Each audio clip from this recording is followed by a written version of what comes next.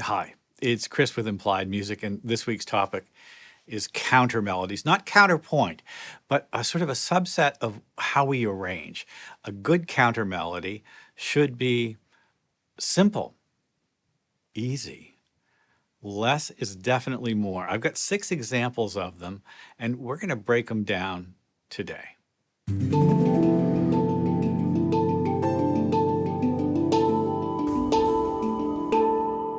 Okay, not counterpoint, which is sort of a different topic, but a counter melody. Now, counter melodies are drawn from the harmonic language of the piece, and they're also almost like the other side of the coin of the primary melody. Well, in order to do that in an efficient and simple way that's still engaging, you've got to really understand your original melody, your harmony, and to some degree the rhythmic identity of the piece. But it really all does start with propelling the harmonic motion. And to that end, I want to look at the master of melody and counter melody, Bach. Let's take a look at a little chorale. 4 independent melodies. Here's a beautiful hymn melody, All is Quiet in the Woods.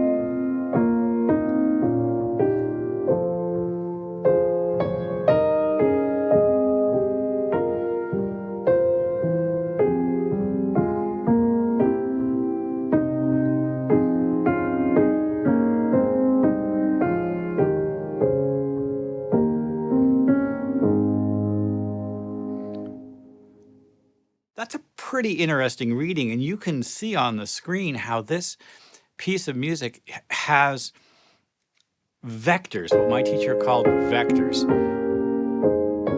These are melodies going in specific directions.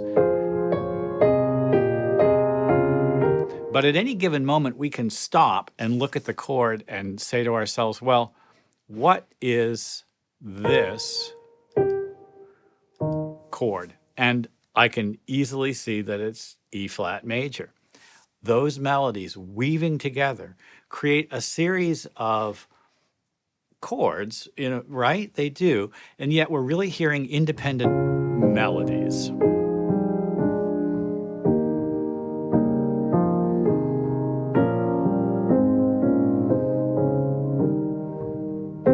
Melodies that work against each other and also together. Sometimes they're in parallel, sometimes contrary motion, and sometimes with rhythmic variety.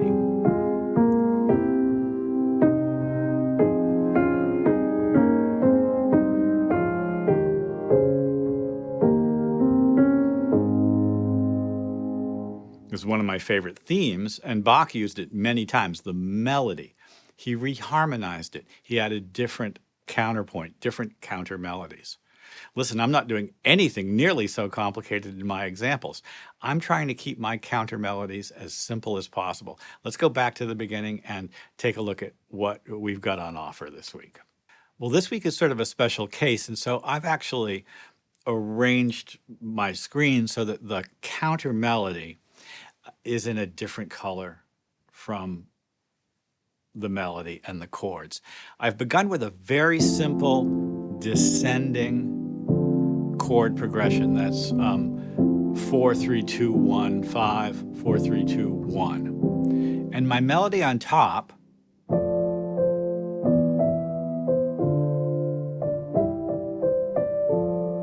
is a simple little gesture. And I've tried to write a counter melody just in half notes that is sometimes in parallel motion to the bass and sometimes works in opposite directions, like here it leaps up while the bass goes down. Instead of thick chords, instead of 4 notes in the left hand, I'm now able to get away with only 3 voices.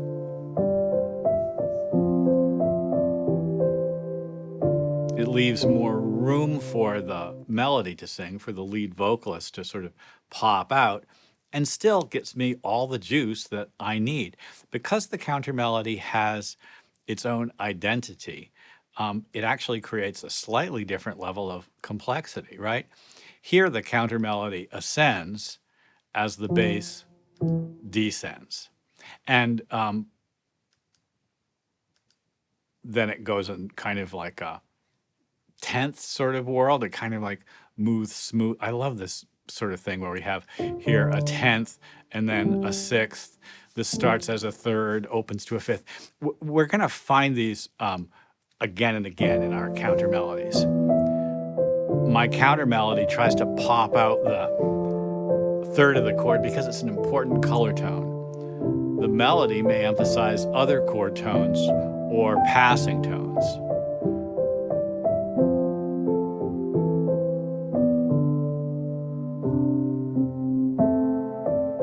A little rhythmic variation, like right there, can be very useful. Just a tiny little bump in the rhythm.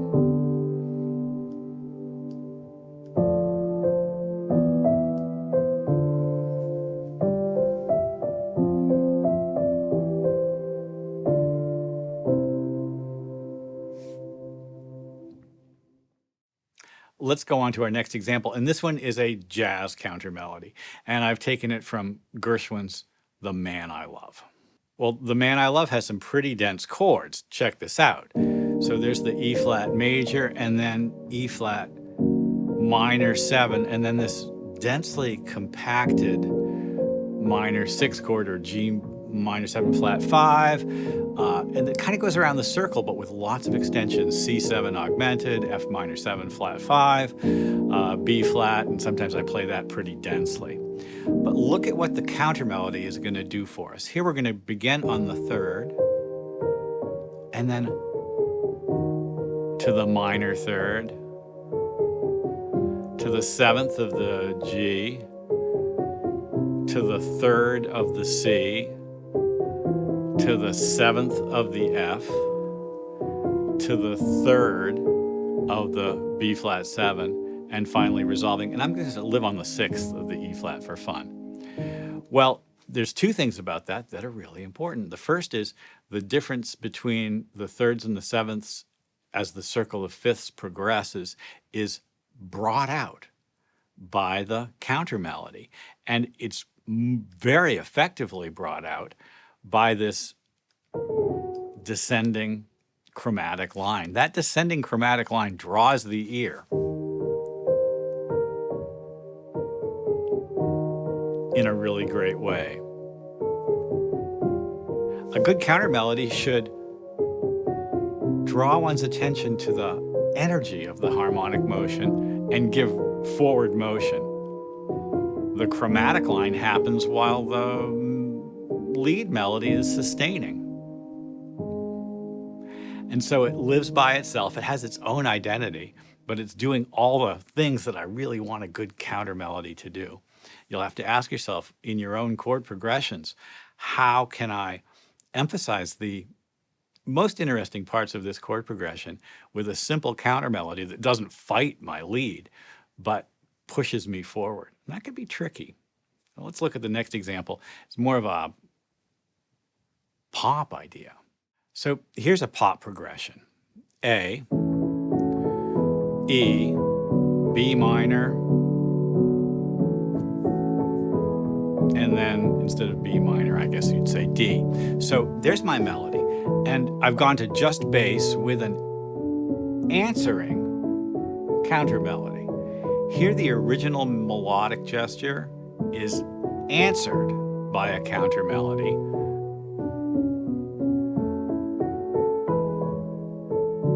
which gives us important parts of the chord progression. It's very simple. In fact, the counter melody and the melody are kind of just repeated figures. And honestly, the chord progression is fairly repetitious as well. But because it keeps changing slightly, the melody tone changes a little bit, the bass note changes a little, the rhythm is a little bit different, we can sort of accept it as it moves forward. I do love the the word in classical music is antiphonal, call and response.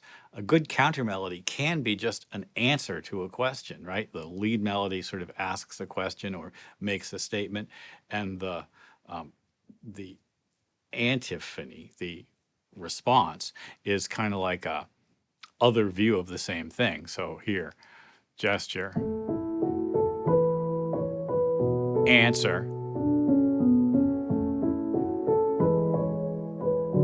and it goes to the chord. Very satisfying.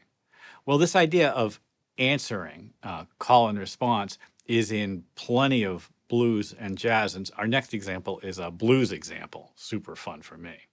The heyday of big bands and a great blues and jazz writing, was amazing arranging got done, and most of it was done on paper. But in the earliest years, there was a thing called a head arrangement, where the several horn players in the band would get together and say, well, this is the lead, we know what the melody is, and we know what the chord progressions are.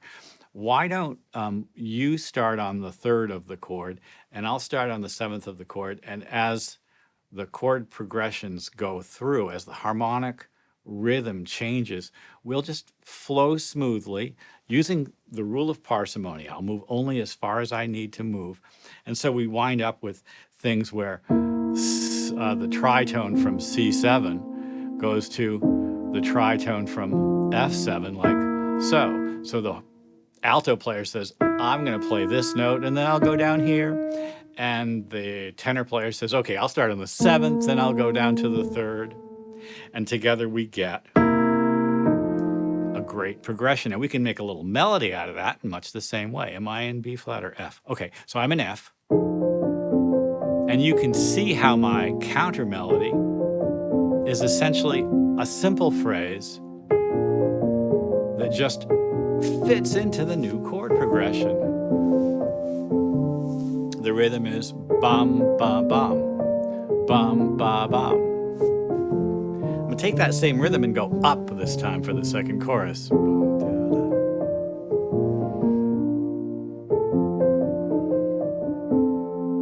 Of course, the blues melody is pretty easy too. It's repetitious phrases working together like a machine almost.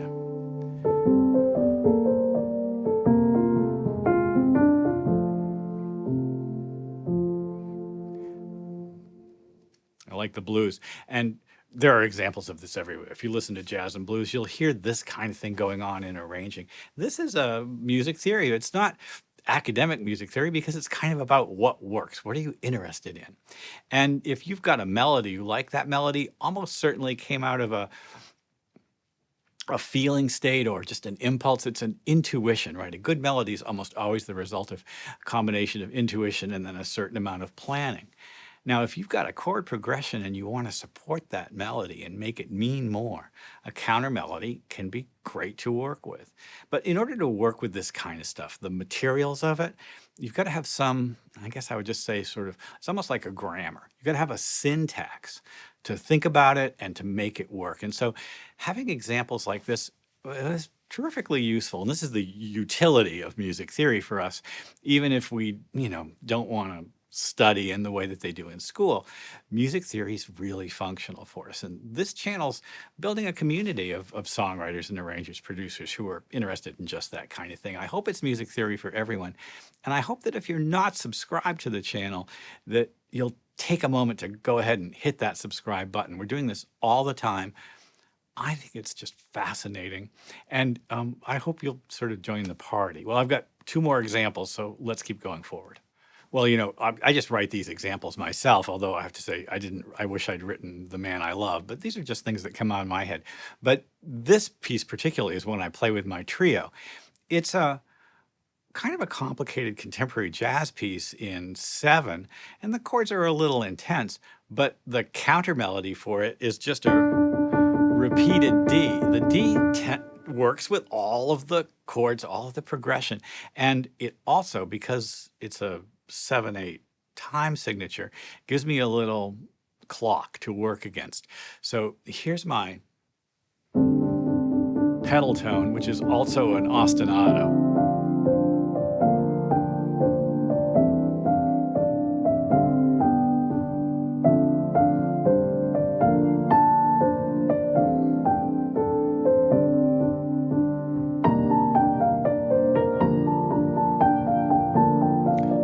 melody doesn't have to be complicated.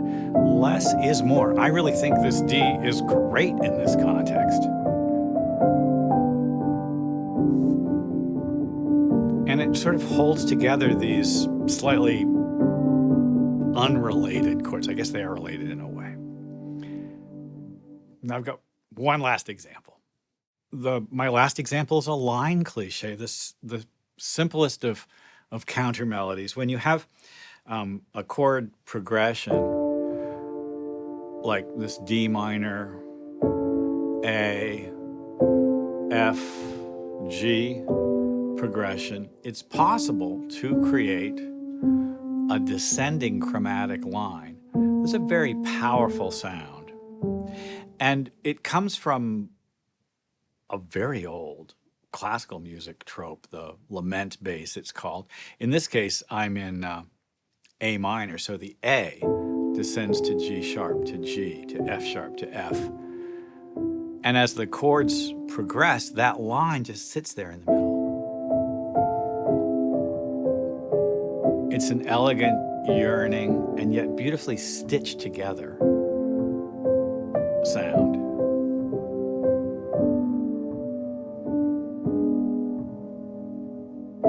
With a piece like this, you'll hear echoes of dozens of other pieces that you know and like, because the line cliche is baked into so much of what we love about music and chord progressions. Faulkner said no one ever went broke writing about the South. I think no one ever went broke using a line cliche as their counter melody. Well, this is just 6 examples. A good counter melody should be simple and punchy. Support the melody, support the harmonic rhythm, the chord changes, support the rhythm of the piece in general. It can do a lot of work for us, and we've got to be deliberate about our choices. The simpler and clearer it is, the better. Well, I hope this has been useful. Like and subscribe, ding the bell to be notified when I do my videos, and I'll see you next time.